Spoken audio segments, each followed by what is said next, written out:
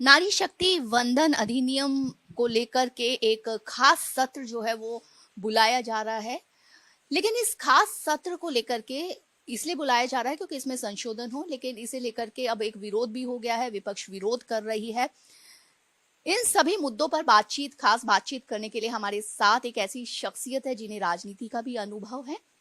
उनसे हम बातचीत करेंगे। हम बात कर रहे हैं पूर्व केंद्रीय मंत्री और वर्तमान में राष्ट्रीय ओबीसी आयोग की अध्यक्षता साध्वी निरंजना ज्योति से। आपका बहुत बहुत स्वागत है।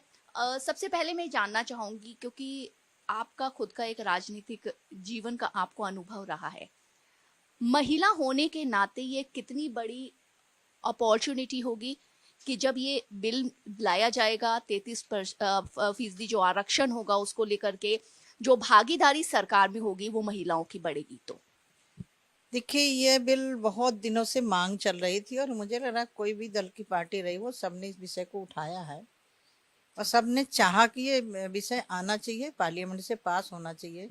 मैं आपके चैनल का ही जो एक सत्य, साहस और क्या समर्पण, ये जो वाक्य है, हमारे देश की नारी हमेशा सत्य से, साहस से और समर्पण से जीती है। तो क्यों ना उसका अधिकार पार्लियामेंट में, विधानसभा में दिया जाए। हम लोग तो पुरुषों के बीच से चुनाव लड़के यहाँ तक की यात्रा करके पहुंचे हैं। महिलाओं के लिए राजनीतिक क्षेत्र में हो चाहे किसी क्षेत्र में हो, बहुत सारी कठिनाइयों को सामना करना पड़ता है।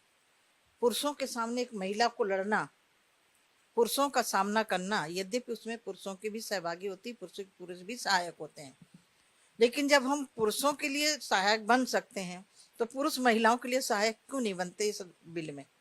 और मुझे लग रहा है कि बनना ही चाहिए, क्योंकि हमारे देश की महिला, हमारे नीति के श्लोक में कहा गया यत्र नार्यस्तु पूज्यन्ते रमन्ते तत्र देवता। हमारे देश में नारी का सम्मान हमेशा रहा है।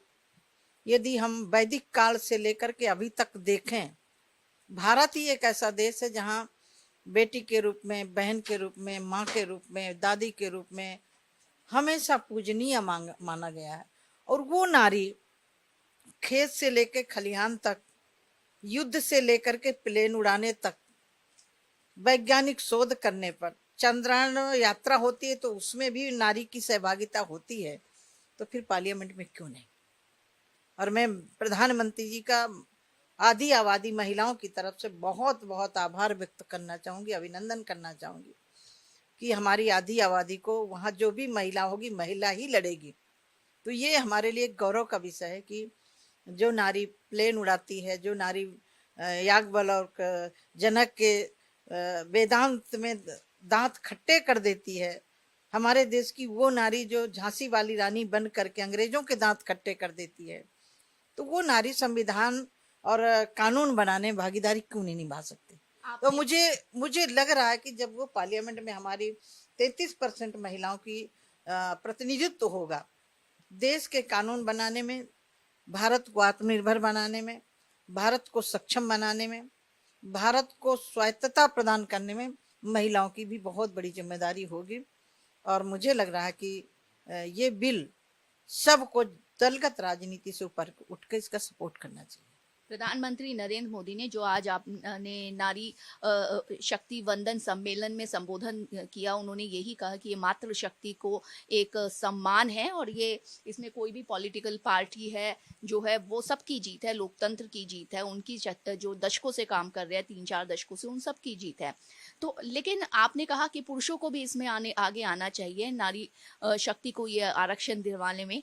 लेकिन महिला यहाँ पर विपक्ष जो है, विपक्ष तो पूरा है, सोनिया गांधी जो है उसका, सोनिया विपक्ष के साथ साथ सोनिया गांधी जो विपक्ष में है, उन्होंने भी एक पत्र लिखा और उसमें ये कहा कि ये अभी क्यों पश्चिम बंगाल के चुनाव हो रहे हैं और उसके बाद तमिलनाडु के चुनाव हैं, तो प्रधानमंत्री नरेंद्र मोदी ने ये जो 30 महीने बाद यू टर्न लिया है, तो ऐसा क्यों किया है? नहीं, देखिए, मैं इस विषय पर मेरा मत स्पष्ट है। भारत प्रजातांत्रिक देश है, किसी न किसी राज्य में चुनाव होते रहते हैं। अभी ये चुनाव हो रहा है, अगले 26 में चुनाव आने हैं, तो जब भी ये बिल लाया जाएगा तब भी यही सवाल उठेंगे।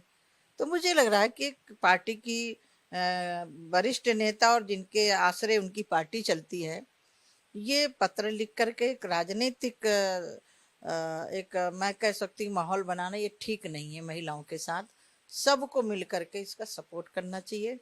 और इनके समय भी मांग उठती रही, ऐसा नहीं, ये भी नहीं चाहती।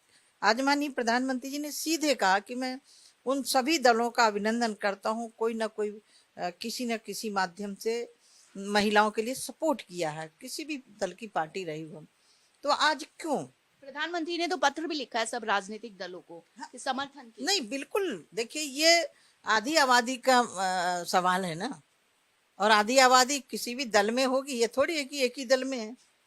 ये दलगत राजनीति से ऊपर उठ के, जैसे नारी शक्ति वंदन अधिनियम का सबने सपोर्ट किया था, और मुझे उम्मीद है कि इसमें भी सपोर्ट करेंगे। लेकिन विपक्ष का ये कहना है कि सपोर्ट समर्थन तो हम बिल का कर रहे थे पहले भी, लेकिन परिसीमन से पहले आना ये सही नहीं है, खतरनाक है ये। अभी जनगणना भी नहीं हुई, उसके बाद परिसीमन भी नहीं हुआ।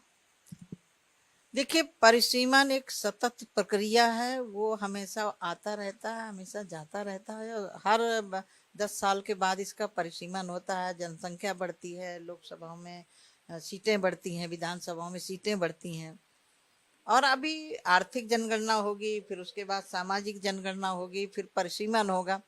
तो भाई हमारा तय तो हो जाए कि हमें महिलाओं को कितनी सीटें देनी है, तो रिजर्व तो हो जाए। तो उससे परिसीमन से उसका कोई संबंध नहीं है। जब परिसीमन होगा उसके बाद सीटें रिजर्व होंगी, कहाँ से कौन महिला लड़ेगी?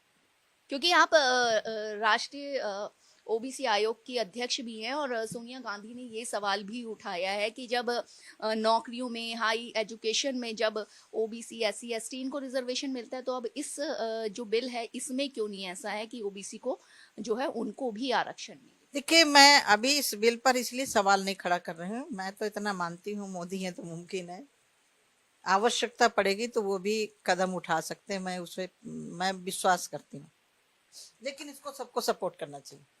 एक आखिरी सवाल मैं आपसे जानना चाहूंगी, क्योंकि ये बहुत जरूरी हो जाता है, क्योंकि एक कानून जब बन जाता है कि आरक्षण का, कि इतना कोटा जो है वो महिलाओं के लिए है, संसद में इतनी महिलाएं जो हैं वो बैठी भी दिखाई देंगी, तो ऐसे में कितना चैलेंजिंग था आपके लिए जब आप राजनीति में, आपने पुरुषों के बीच में टिकट लेकर के और राजनीति में आई, और एक कानून जब वो बन जाएगा पूरा एक आरक्षण के तहत इतना कोटा होगा, तो कितना आसान महिलाओं के लिए होगा? देखिए, महिलाओं के लिए इसलिए आसान होगा कि जब महिलाओं के लिए सीटें रिजर्व होंगी तो हम महिला ही लड़ेगी। मैं ये नहीं कहती कि पुरुषों ने मेरा सहयोग नहीं किया, टिकट देने से लेकर के चुनाव लड़ाने तक सब में पुरुषों का हाथ रहा है, लेकिन फिर भी एक सामान्य सीट में महिलाओं के लिए बहुत कठिन होता है। जब महिला की सीट रिजर्व होगी तो महिला ही महिला लड़ेगी। तो मुझे लग रहा है कि वो और सरल होगा।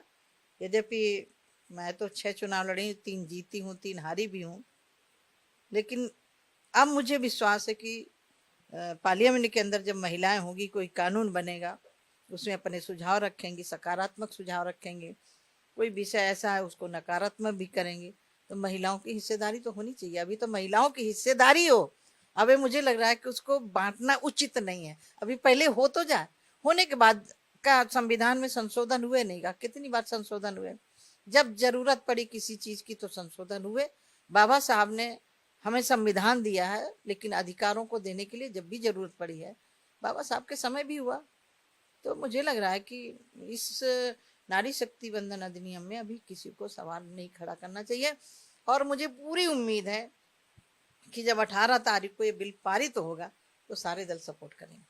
और बिल्कुल, प्रधानमंत्री नरेंद्र मोदी ने भी ये कहा है कि विकसित भारत में महिलाओं की भागीदारी भी उतनी बढ़ चढ़कर होनी चाहिए। भारत एक्सप्रेस से बात करने के लिए बहुत बहुत शुक्रिया। भारत एक्सप्रेस के लिए कैमरामैन मनु के साथ मैं कोमल शर्मा।